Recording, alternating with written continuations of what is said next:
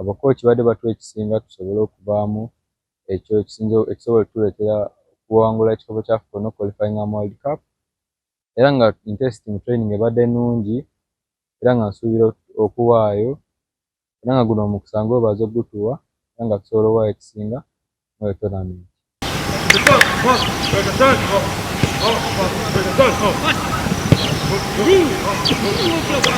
Go fast and break. Go fast and break. Go fast and break.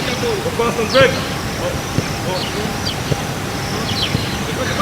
Let's go.